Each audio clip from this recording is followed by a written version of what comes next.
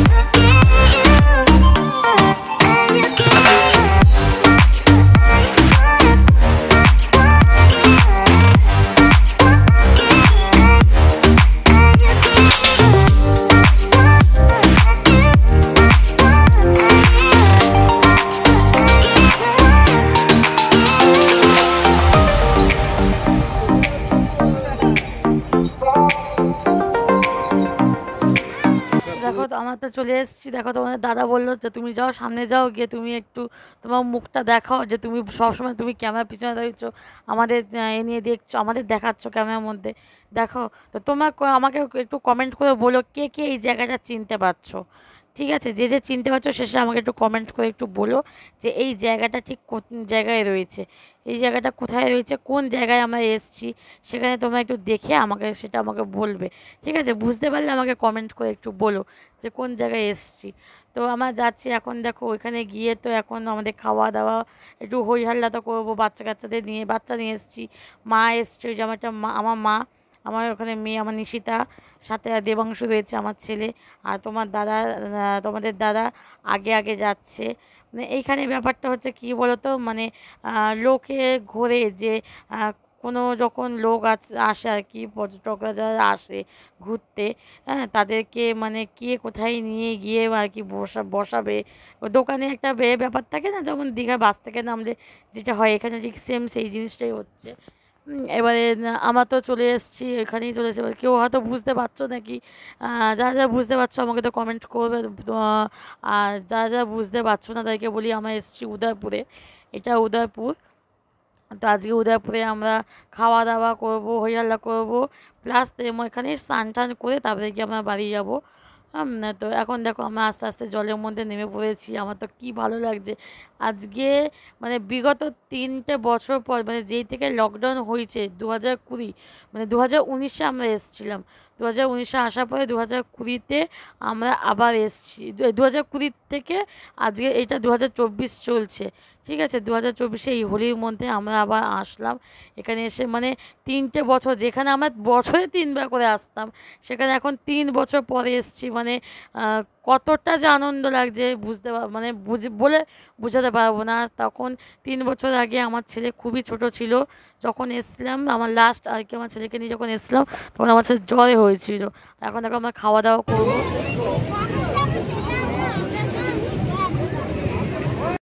এখানে আমরা দেখো একটা বিয়ার নিয়েছিলাম, সেই বিয়ারটা মানে একটা না, সরি, দুটো বিয়ার নিয়েছিলাম। একটা বিয়ার তোমার দাদা খেয়েছে, আর একটা বিয়ারের মধ্যে আমি একটু খেয়েছি আর তোমার দাদা একটু খেয়েছে। তো আমি বললাম যে না আমি খাবো না, যদি মাথা ব্যথা যদি ঘোরে, আমি তো কখনো খাইনি। তো তোমার দাদা বললো যে না, বিয়ারে এমন কিছু হয় না, খাও, কোনো অসুবিধা কিছু হবে না। ওই জন্য কি একটু খেলাম। তো এখানে দেখো তোমার ওরা সবাই স্নান করতে নেমে গেছে।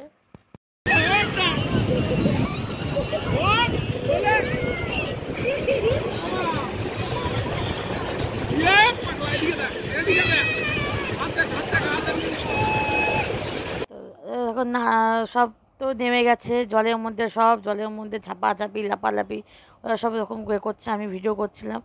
তো কয়েকটা জায়গায় আমাকে এরকম ভয়েস দিতে হচ্ছে, কয়েকটা জায়গায় আমি আমার নর্মালি কথা আবার শুনতে পাচ্ছ। তো যেখানে যেখানে ভয়েস দিচ্ছি কী হয়েছে ব্যাপারটা, উদয়পুরে ওখানে এত গান চলছে, সব আর কি ব্লুটুথ চালিয়েছে।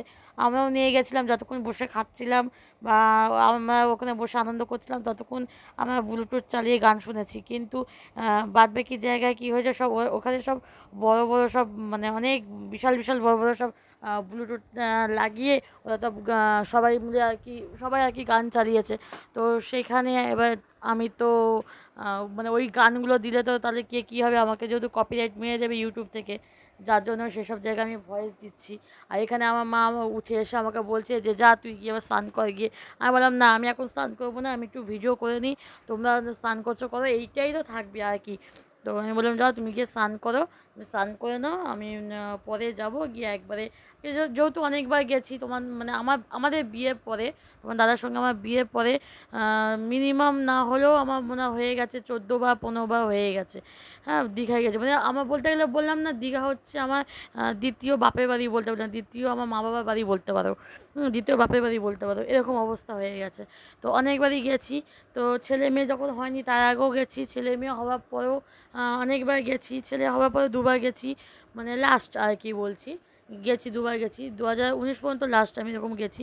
তো আমার মা বলছে যে যা তুই গিয়ে বা স্নান করে, যে না একটু ফটো তুলে নিই, তোমাদের দেখো একটু চারদিকে একটু দেখাচ্ছি যে কত লোক হয়েছে।